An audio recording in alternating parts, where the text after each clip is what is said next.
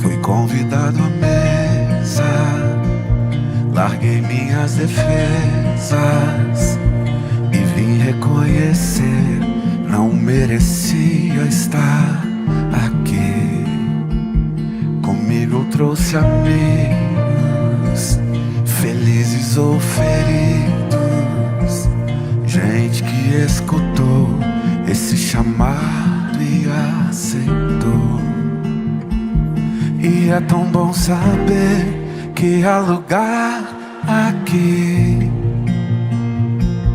A graça nos chamou à mesa do Senhor.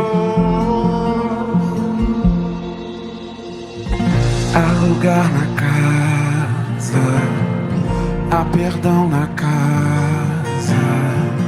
Quando estamos juntos, nosso encontro é casa. Deus Pai, a esperança na casa, recomeço na casa, reunidos nele, o nosso encontro é casa de Deus Pai.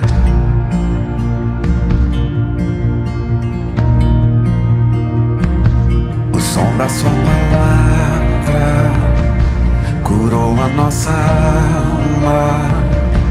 O Verbo nos amou, da solidão nos resgatou. E é tão bom saber que há lugar aqui.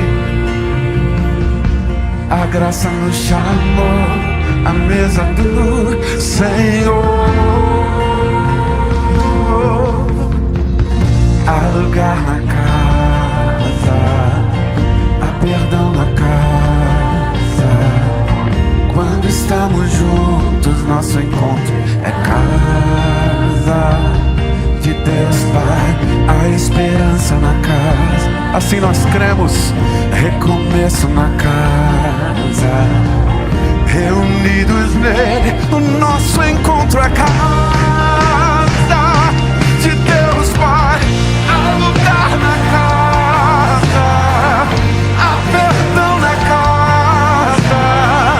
Quando estamos juntos, nosso encontro é casa de Deus Pai, a esperança na casa, recomeço na casa, reunidos nele, o nosso encontro é casa. Venham todos os cansados, venham sobrecarregados. Há lugar na casa, há lugar na casa. Venham todos os feridos, venham todos os perdidos. Há lugar na casa.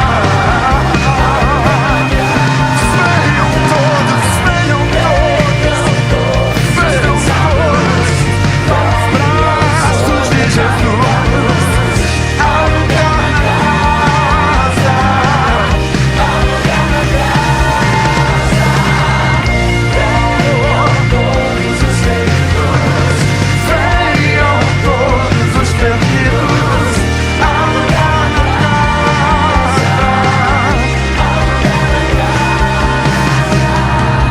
há lugar na casa, há perdão na casa.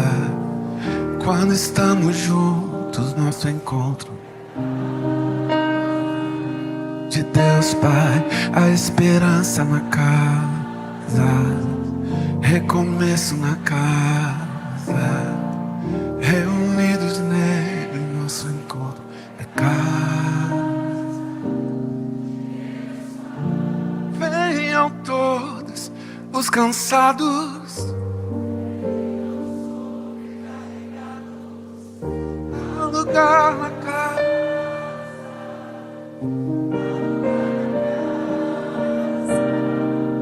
Venham todos, vem, vem.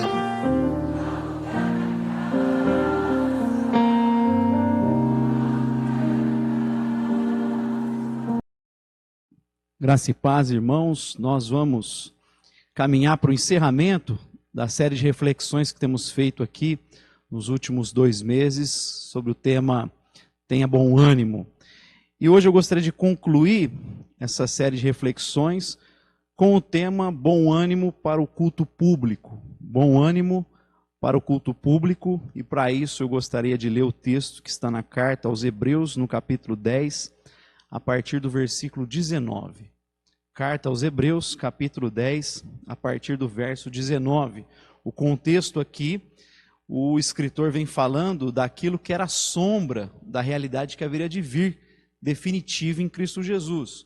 Então ele vem dizendo que não haveria mais a necessidade de sacrifícios de cordeiros, de animais pelo pecado, porque o sacrifício de Cristo é definitivo. Então tudo aquilo era sombra do ministério de Cristo Jesus, e o sacrifício dele foi feito de uma vez por todas. Então, tendo isso em mente, a gente entra no verso 19, onde ele diz: portanto, irmãos, tendo ousadia para entrar no Santo dos Santos pelo sangue de Jesus, pelo novo e vivo caminho que ele nos consagrou pelo véu, isto é, pela sua carne, e tendo grande sacerdote sobre a casa de Deus, cheguemo-nos com verdadeiro coração, em plena certeza de fé, tendo o coração purificado de má consciência e o corpo lavado com água limpa. Guardemos firme a confissão da nossa esperança, pois fiel é aquele que fez a promessa. Consideremo-nos uns aos outros para nos estimularmos ao amor e às boas obras, não deixando de congregar-nos, como é costume de alguns, mas admoestando-nos uns aos outros, e tanto mais quanto vedes que se vai aproximando aquele dia. Essa expressão do verso 25, de nos animarmos, nos encorajarmos, admoestar-nos uns aos outros para congregar, para que a gente não deixe de congregar, essa expressão aqui, ela tem relação com o nome do Consolador, do Espírito Santo, Paracletos, essa expressão que tem a ver com o Consolador, o Paracletos. Jesus disse em João 16 que enviaria o Paracletos, e ali a ideia de um advogado próximo de nós, que nos dá evidências, que nos dá argumentos a fim de ficarmos firmes na fé, de crermos, de confiarmos. E aqui ele está dizendo aos cristãos para que eles sejam essa pessoa próxima, esse advogado que dá evidências, que dá bons argumentos para o culto. Então hoje nós vamos abordar a importância do culto público, dessa convocação para adoração que percorre toda a Escritura, e tentar dar aqui alguns bons argumentos para que cada um de nós venhamos a valorizar esse momento tão precioso. Como eu disse, há uma linha que percorre toda a Escritura, chamando o povo à adoração a Deus. Nós vemos de Gênesis a Apocalipse essa convocação para adoração, especialmente na voz do salmista, por várias vezes quando ele diz: venham, adoremos ao nosso Deus, venham povos da terra, adorem a Deus. Fala-se muito do mandato cultural, que tem a ver com a influência que o cristão exerce na cultura. Então, o modo como ele trabalha, como ele gera as coisas, tem que refletir o tipo de culto que ele presta, ou Deus que ele adora. Então a gente fala muito de mandato cultural, precisamos influenciar a cultura com os valores do Evangelho, com os valores do reino de Deus. Falamos muito sobre o mandato social, que especialmente a relação com a nossa família, a educação que nós damos aos filhos. Mas antes do mandato cultural, antes do mandato social, a gente vê nas Escrituras o chamado mandato espiritual, que tem a ver com a nossa relação com Deus. Então nós somos chamados a adorar a Deus. A gente pode destacar ainda a vocação tríplice que foi contemplada de maneira perfeita em Cristo Jesus, mas que de certa forma todos nós somos chamados a exercê-la. Jesus, ele foi rei, ele reinou, ele governa, e nós somos chamados ali naquele texto de Gênesis, do mandato cultural, a exercer governo sobre a terra. Dominai a terra, subjugai, ou seja, nós precisamos ser governantes nessa terra e fazê-lo da mesma forma que Deus faria se estivesse no nosso lugar. A ideia é governar, mas refletindo o caráter do Pai, o caráter de Cristo Jesus, do Espírito, do Deus triuno na nossa relação com a terra. Existe essa vocação de reinar, de governo, existe uma vocação profética de instrução, de ensino, que aliás a grande metodologia de Deus. Ele chama o primeiro casal, instrui, ele usa a catequese, ele faz isso com Moisés, instrui Moisés, Moisés chama os israelitas e instrui os israelitas com a lei. A gente vê Jesus fazendo isso com os discípulos com os sucessores, até que isso chegue em nós. Então a catequese é o grande método de Deus, a profecia, ou seja, instruir à luz da profecia, da Escritura Sagrada, e a gente vai transmitindo isso adiante. Mas existe também a vocação sacerdotal, que tem a ver com esse chamado à adoração a Deus. Em Gênesis 2, a gente vê Deus mandando o homem cultivar a terra. E essa palavra cultivar, ela possui vários significados, como trabalhar, e dentre esses significados, o de ministrar. A mesma expressão que vai apontar para o exercício do sacerdote lá no tabernáculo. Então, ele ministrava diante de Deus. Tudo que nós fazemos é um culto a Deus. Nós somos chamados para adorar a Deus, para termos essa relação com Deus. Não apenas manifestar na maneira como nós exercemos cultura, trabalho, mas especialmente aqui o chamado adoração, a vocação de adorar ao nosso Deus, de estarmos diante dele. E essa linha é possível de ver lá no início, lá na origem.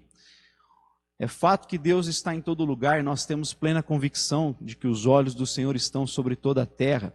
Que lá em Gênesis, Deus estava presente no Éden, naquele jardim, naquele ambiente de pura harmonia, aquele ambiente muito agradável, perfeito, onde as coisas estavam em sintonia com a vontade de Deus, onde o homem poderia usar todo o potencial das suas faculdades mentais, porque ainda não havia acontecido a queda. Mas mesmo sabendo que Deus está em todo lugar, mesmo a gente tendo esse entendimento que nada escapa aos olhos do Senhor, existe um momento exclusivo, existe um momento especial onde Deus fala com o homem.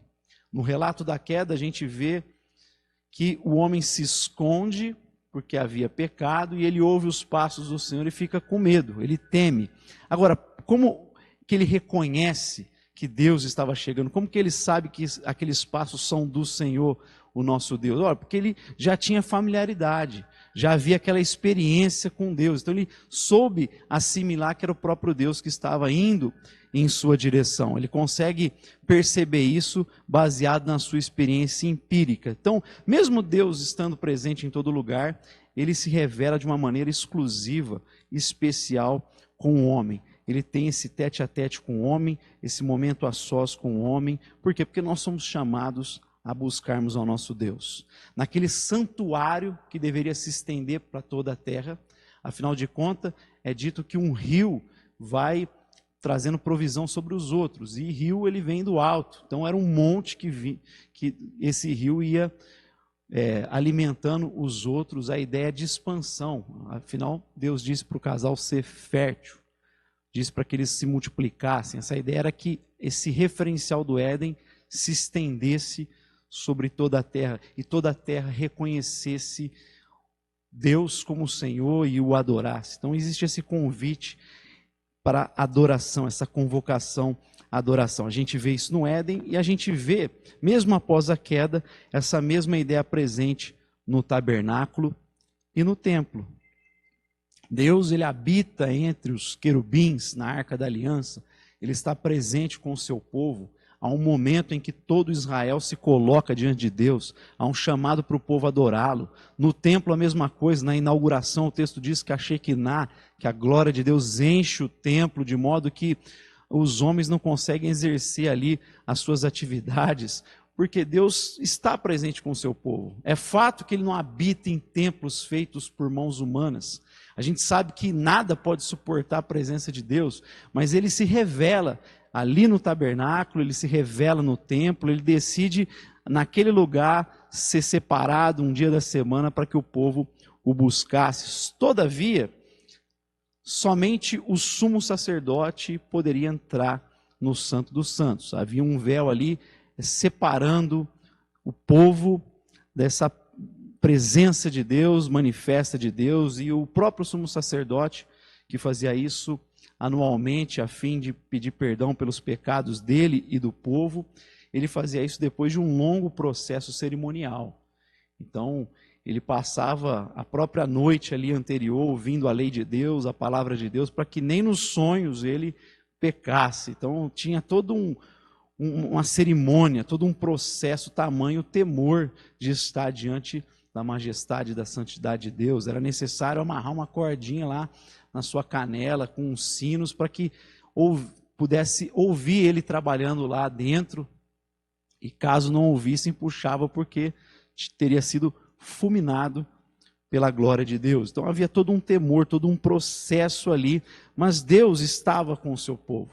Deus separou um momento ali com o seu povo na lei, instruiu o povo para que o buscasse no templo. Então existe esse convite à adoração. Quando a gente vai para Apocalipse, a gente falou da origem, da presença no tabernáculo e no templo, mas quando vamos para Apocalipse capítulo 21, nós nos deparamos com a Nova Jerusalém, que desce do céu e toma toda a terra. Porque o propósito de Deus é redimir não apenas o homem, mas toda a criação, tudo que está nos céus e na terra, conforme Paulo relata em Colossenses 1 e Efésios 1. O propósito de Deus é fazer convergir na pessoa de Jesus todas as coisas nos céus e na terra. Então a Nova Jerusalém, ela engole a terra, ela encharca a terra. A terra é tomada pelos valores da Nova Jerusalém, ela desce do céu. Em Cristo, céus e terra se unem. E a gente vê isso em Apocalipse capítulo 21, né, a descrição das medidas, inclusive, da Nova Jerusalém, a proporção é de um cubo. Então ali é o mesmo santuário visto no começo, a gente está vendo ali também. No entanto, João vai dizer que não havia templo, porque o próprio Deus era o templo. Não havia necessidade de templo, porque Deus é o templo e os crentes estão em Deus. Eles estão unidos com o Pai, com o Filho, com o Espírito. Eles estão unidos à pessoa do Filho. Então, eles estão em Deus, não há necessidade de templo. E é isso que a gente vê no Evangelho. É quando não há mais sombra, quando a gente vê o sacrifício definitivo. João, no capítulo 1, ele vai dizer que o Verbo estava com Deus, o Verbo era Deus e o Verbo habitou entre nós. E a expressão ali é tabernaculou, o Verbo tabernaculou conosco. Ele estendeu a sua tenda. Cristo estendeu a sua tenda quando esteve nesse mundo. O próprio Jesus vai dizer que ele era o templo. Ele mesmo era o templo. E o Novo Testamento fala que nós somos o templo, porque estamos em Cristo Jesus. Vós sois o templo de Deus. Sois o templo do Espírito Santo de Deus, porque estamos em Cristo Jesus. Nós somos as pedras vivas colocadas sob a pedra angular. Então há esse chamado, essa convocação que percorre a Escritura para que venhamos a estar diante de Deus, né? Mesmo com a queda, a gente vê esse momento singular que o homem tinha no Éden acontecendo, e no Novo Testamento os apóstolos colocam esse dia no primeiro dia da semana, o dia da ressurreição de Cristo. Eles que começam com esse costume, com essa tradição. É por isso que nós nos reunimos domingo após domingo para o culto público. Por quê? Porque o culto público é um momento de suma importância para o cristão. É de suma importância para a fé cristã o culto público. Verso 19: portanto, irmãos, tendo ousadia para entrar no Santo dos Santos, pelo sangue de Jesus, pelo novo e vivo caminho que ele nos consagrou pelo véu, isto é, pela sua carne, e tendo grande sacerdote sobre a casa de Deus, cheguemo-nos com verdadeiro coração, em plena certeza de fé, tendo o coração purificado de má consciência e o corpo lavado com água limpa, guardemos firme a confissão de nossa esperança, pois fiel é aquele que fez a promessa. Consideremo-nos uns aos outros para nos estimularmos ao amor e às boas obras, não deixando de congregar-nos como é costume de alguns, mas admoestando-nos uns aos outros. Então, nós vemos aqui no verso 19 em diante, que é na congregação dos santos que nós somos elevados à presença de Deus. Não é que Deus desce, nós somos elevados à presença de Deus. Isso acontece no culto. Ele diz, olha, o sacrifício de Cristo foi definitivo, não há mais necessidade de sacrifícios de animais. Portanto, entre com convicção no Santo dos Santos. Vocês se tornaram em Cristo Jesus filhos de Deus, porque todos aqueles que creram em seu nome receberam poder para se tornarem filhos de Deus. Nem todos são filhos de Deus nesse mundo, somente aqueles que creem em Jesus Cristo e recebem a Zoé, a vida abundante, a vida espiritual. E aí, em Cristo, eles têm um caminho aberto para estarem diante de Deus e chamá-lo de Pai. Em Cristo a gente pode recorrer a Deus como Pai. Nós somos ouvidos, acolhidos como um pai acolhe o seu filho. Mas isso acontece no contexto do culto público. Afinal de contas, ele vai dizendo, portanto, entremos com confiança no Santo dos Santos, pelo novo e vivo caminho que ele nos abriu, pelo seu corpo, mas aí ele vai ligar tudo isso no versículo 25, falando do culto público. Algumas versões dizem, portanto, não deixemos de reunir, como é costume de alguns. Ou seja, essa experiência sublime, extraordinária, mesmo que a gente não se dê conta, mesmo que não seja estrondosa, mesmo que a gente não fique perplexo, não tenha algo arrebatador, mesmo que seja no silêncio, mesmo que não seja dentro das nossas expectativas, que muitas vezes somos ensinados, o fato é que Deus trabalha de maneira misteriosa em todo o culto. Mesmo que você não fique arrepiado, mesmo que ninguém caia, Deus trabalha de maneira misteriosa no culto. Porque no culto nós somos elevados à presença de Deus. Nós somos elevados ao Santo dos Santos. É por isso que a gente tem que ver o culto como um privilégio na nossa vida. Não negligenciar esse momento na nossa caminhada. O culto para o cristão é de suma importância. Há tantos irmãos que sonham, que desejam ter essa oportunidade, essa liberdade de estarem reunidos diante de Deus e não podem porque estão sendo perseguidos em muitos países. Nós que temos ainda liberdade para adorarmos, para gritarmos que Jesus Cristo é o Senhor, para adorarmos ao nosso Deus, precisamos valorizar esse momento. Porque o escritor está dizendo, é nesse momento, como corpo, como assembleia reunida, que nós somos elevados à presença de Deus. O culto não é o espaço geográfico, o culto é a reunião dos cristãos. Quando os cristãos se reúnem, eles são a igreja do Deus vivo, e eles são elevados à presença de Deus. E como eu falei, mesmo que não haja estardalhaço em nosso culto, mesmo que não haja barulho, Deus age de maneira misteriosa. Deus usa esse momento para nos ensinar. Deus usa esse momento para nos edificar, para nos aperfeiçoar. O culto é de suma importância.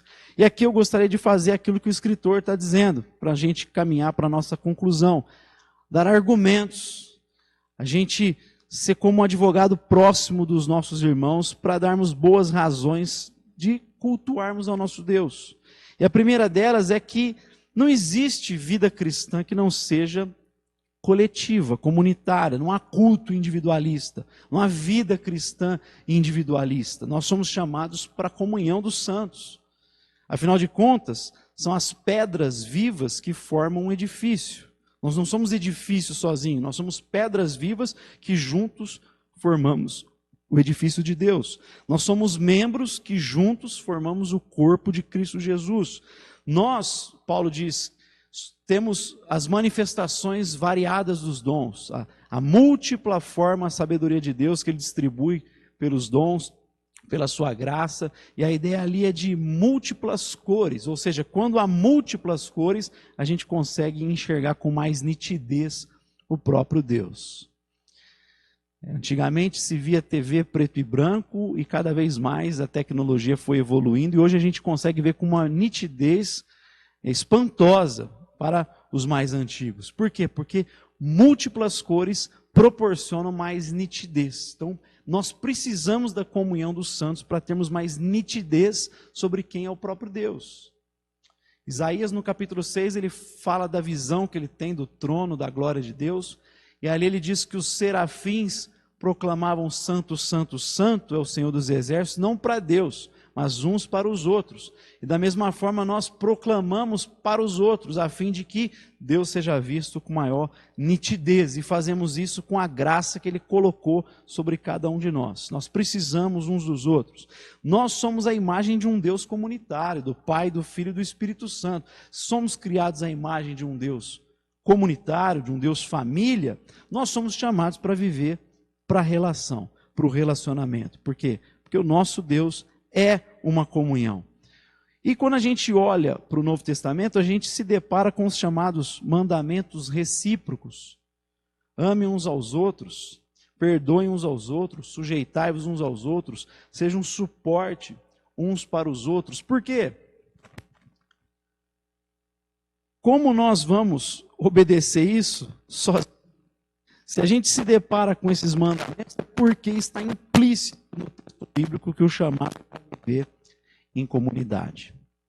Algumas pessoas ao longo, especialmente da última década, têm rejeitado a igreja institucional, têm rejeitado a igreja local, e se ouve que eles são igreja com a sua família, na sua casa, com o seu filho, com a sua esposa. E muitas vezes usam equivocadamente aquele texto de Mateus 18, dizendo: onde 2 ou 3 se reúnem, Deus está lá. Então a gente não precisa desse momento onde se reúne o povo de Deus com a palavra e o sacramento, que é ali que acontece a igreja. O povo de Deus reunido com a palavra e o sacramento. Então as pessoas negligenciam isso, mas baseadas em um equívoco de interpretação. E quando Jesus diz: onde 2 ou 3 se reúnem em meu nome, ali eu estarei, o texto está dentro, esse versículo está dentro de um contexto que trata de disciplina eclesiástica.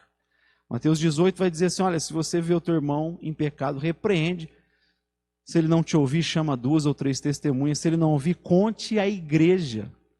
Conte à igreja. Se ele não ouvir, a igreja trate-o como pagão. E aqueles 2 ou 3 que vão representam o quê? Uma igreja local. Então, o próprio texto, o versículo que as pessoas usam para justificarem a sua vida apartada de uma igreja local, ele é usado fora de contexto, porque naquele contexto, aqueles irmãos representam uma igreja local, eles representam a comunhão dos santos, a igreja de Cristo Jesus. Um outro argumento que a Escritura nos dá: não há igreja pura nesse mundo.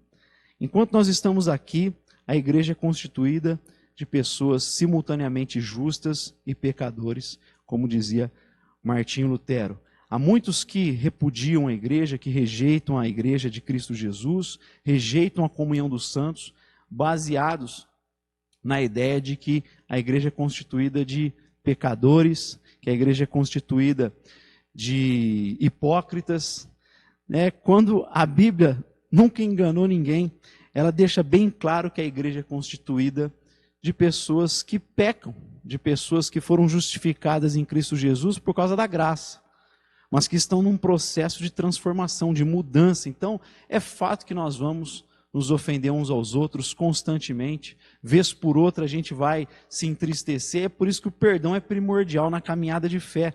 Por quê? Porque nós vamos nos frustrar, a gente joga expectativas sobre os outros, e é por isso que a gente se frustra. E a gente precisa do elemento do perdão para caminharmos. A gente precisa evitar, como igreja, como cristão, a tentação dos chamados donatistas, que foi num período onde alguns cristãos negaram Cristo Jesus por conta da perseguição, e quando a perseguição se findou no Império Romano, eles se arrependeram, e esses irmãos não queriam recebê-los mais na igreja, na comunhão. E aí, Santo Agostinho precisou escrever um tratado para esses irmãos, falando dessa heresia donatista que tenta estabelecer uma igreja pura aqui, que não sabe diferenciar a igreja triunfante da igreja militante. A igreja triunfante é a igreja de Cristo Jesus de todas as eras, dos redimidos, dos salvos, dos que serão santificados. Mas a igreja militante é a igreja que está aqui, na luta, na trincheira, batalhando, e nela há pessoas que estão sendo transformadas, e também há joio. Jesus disse que o trigo e o joio vão estar juntos até a vinda do reino de Deus, onde os anjos, sim, vão separar todo o joio e todo o trigo. Então não há igreja pura aqui. Não dá para usar uma desculpa de pecadores, de dizer que as pessoas são hipócritas para eu não congregar, porque a Bíblia diz mesmo que não tem igreja pura nesta realidade. A gente precisa viver, e o próprio Cristo, sendo perfeito, não desprezou a sua igreja, ele continua trabalhando para purificá-la. Então quem somos nós para desprezar a igreja de Cristo Jesus? Uma terceira razão para a gente congregar, para que a gente venha estimular um ao outro, para que todos venham congregar, estarem diante de Deus, é que o culto, ele não é espetacular primordialmente. Tem muita gente que despreza porque está esperando coisas espetaculares no culto. Mas Deus decidiu se revelar primordialmente nos meios ordinários da graça. Ele decidiu se manifestar através da palavra e do sacramento. Esses são os principais meios que Deus fala conosco e trabalha no nosso coração. Palavra e sacramento, a Santa Ceia, o batismo, essas disciplinas espirituais que a gente exerce. É assim que Deus decidiu trabalhar, especialmente, primordialmente nas nossas vidas. Mas tem muita gente que rejeita porque está atrás sempre do sinal, do milagre, do sobrenatural. Ora, se o sobrenatural acontecer todos os dias, ele deixa de ser sobrenatural, ele é uma contradição. Nós não desprezamos experiências assim com Deus, elas sempre serão bem-vindas quando são da parte de Deus, de fato. Mas Deus não faz isso constantemente. Tive uma conversa com meu filho na semana passada, e ele me perguntou exatamente sobre isso, por que Deus não faz os milagres que fazia no período das Escrituras, dos apóstolos. Eu expliquei para ele que os apóstolos foram usados de uma maneira tão extraordinária, porque eles tinham uma incumbência diferenciada, que era transmitir para nós o cânon. Paulo diz em Efésios 2:20 que a igreja é construída sobre o fundamento dos apóstolos e dos profetas, sobre o Antigo e o Novo Testamento. Então, eles foram instrumentos de Deus e fizeram tantos milagres, foram usados de uma maneira tão extraordinária, como nunca mais se viu na história da igreja. Por quê? Porque isso testificou que o que eles disseram era inspirado, que o que eles escreveram era inspirado por Deus.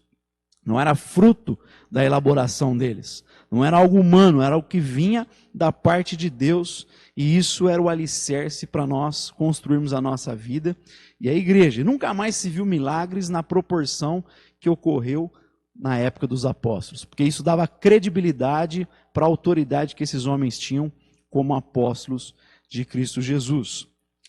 O que nos nutre, eu falei para ele, naquele dia a gente estava comendo uma pizza, tinha uma sobremesa, eu falei, não é a pizza, se eu der pizza para você todos os dias, você vai ter problema de saúde.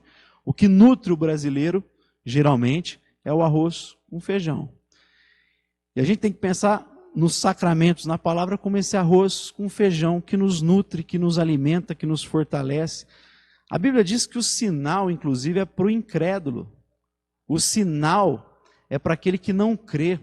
O sinal fala que é para pessoas imaturas. Quem fica procurando sinal constantemente para se fortalecer é gente imatura. Eu não creio que é por acaso que as maiores experiências se dão no início da nossa conversão, para que a gente fique firme, para que a gente seja despertado, mas depois disso a ideia é a gente se fundamentar na palavra de Deus e permitir que ela nos molde. Eu não preciso mais de sinal para crer em Cristo Jesus. Eu não preciso de sinal para fazer o que é certo. Por quê? Porque a Bíblia é clara em dizer, faça isso. Essa é a vontade de Deus. E aí eu abraço, acolho essa palavra. O Espírito me capacita a viver essa palavra. Mas eu não preciso de sinal, de espetáculo para crer nessa palavra. Eu preciso acolhê-la. Eu conheço muitos cristãos ao longo da caminhada que correm atrás disso, têm 30 anos de fé, e não conhecem os textos básicos, não conseguem caminhar porque desprezam aquilo que a Bíblia diz que é primordial, a palavra de Deus. Não conhecem a palavra por quê? Porque estão presos em sinais, estão presos atrás de experiências. Não é a experiência que fundamenta a nossa vida, é a palavra. A gente não pode fazer doutrina em cima de experiência. A gente tem que estar aberto para as experiências com Deus, mas Deus decidiu primordialmente fortalecer o nosso coração através do arroz com feijão, da palavra e do sacramento. É isso que nos nutre, é isso que nos fortalece. E por fim, o texto vai dizer para nós que o culto, uma outra evidência, uma outra razão para nós nos animarmos, para cultuar ao nosso Deus, para nos reunirmos como igreja, é que o culto nos prepara para a parousia. O texto diz assim: não deixemos de reunir como é costume de alguns, mas animemos uns aos outros ainda mais que vemos que aquele dia se aproxima. E esse dia poderia ser tanto para o judeu, o juízo sobre Israel, sobre Jerusalém, porque havia rejeitado Cristo Jesus. Ele havia dito: Jerusalém, quantas vezes quis reunir você, como uma galinha reúne os filhotes debaixo de suas asas, mas você não quis. E aí ele vai dizer para os discípulos em relação ao templo: não ficará pedra sobre pedra, tudo isso vai ser destruído. E aí ele vai falar sobre os sinais no sol, na lua, e tudo isso é uma expressão que tem a ver com o juízo de Deus sobre nações. Em Isaías a gente vê a mesma coisa sendo dita sobre outras nações, e o sol não escureceu literalmente, a ideia de juízo de Deus. E o texto em que Jesus fala da destruição do templo, ele vai dizer: essas coisas acontecerão sem que nessa geração, é nessa geração que vai acontecer tudo isso. Então, a destruição de Jerusalém ocorreu na geração dos discípulos, naquela geração dos ouvintes de Jesus, 40 anos depois das palavras de Jesus. Pode ser uma referência a esse dia do juízo sobre Jerusalém, mas também sobre a parousia. E o fato é que o culto nos prepara para esse momento do grande dia, do juízo de Deus, seja sobre nações ou seja sobre o grande dia, sobre o retorno de Cristo Jesus. O culto nos prepara, o culto nos treina, o culto nos auxilia para esse dia. Por quê? O culto coloca o nosso foco nos valores permanentes, nos valores da Nova Jerusalém. O culto nos anima, nos capacita, nos alimenta, como a gente falou aqui. É a palavra e o sacramento. É nesse culto que nós somos alimentados, que nós recebemos graça de Deus, nós somos fortalecidos pela comunhão dos santos, pela palavra que está sendo pregada, pelo momento de adoração. É o culto que vem fortalecer cada cristão, que nos eleva, como nós vimos aqui, ao Santo dos Santos. Nós precisamos do culto. Jesus diz na parábola das 10 virgens que nós devemos, à semelhança daquelas virgens sábias, sermos encontrados quando Cristo vier, quando Cristo retornar, tendo as nossas lâmpadas cheias de óleo, acesas. Precisamos estar cheios do Espírito Santo, precisamos estar nessa comunhão. Nós recebemos essa graça no culto público. O culto nos prepara para esse dia. É no culto que nós ficamos com foco naquilo que é eterno. É no culto que nós ficamos focados no grande culto que prestaremos, onde haverá uma multidão de milhares, milhões de milhões, vestidos de branco, dizendo: digno é o Cordeiro de receber todo o louvor, toda a força, toda a riqueza, toda a sabedoria. Todos esses elementos, eles são antropomórficos, dizia Russell Shedd. Nós cultuamos a Deus com a nossa vida, uma vida de louvor, com a nossa riqueza, os nossos recursos, com a nossa sabedoria e também com a nossa força, suando a camisa para o reino de Deus. E o culto faz a gente lembrar desse grande dia. Coloca os nossos olhos naquilo que é eterno. Nós precisamos de culto. A ideia aqui é que quanto mais vemos que aquele dia se aproxima, mais culto nós precisamos. O culto é esse momento diferenciado na vida do cristão, meus irmãos. O culto solene, como alguns chamam, culto público, é um momento singular e especial.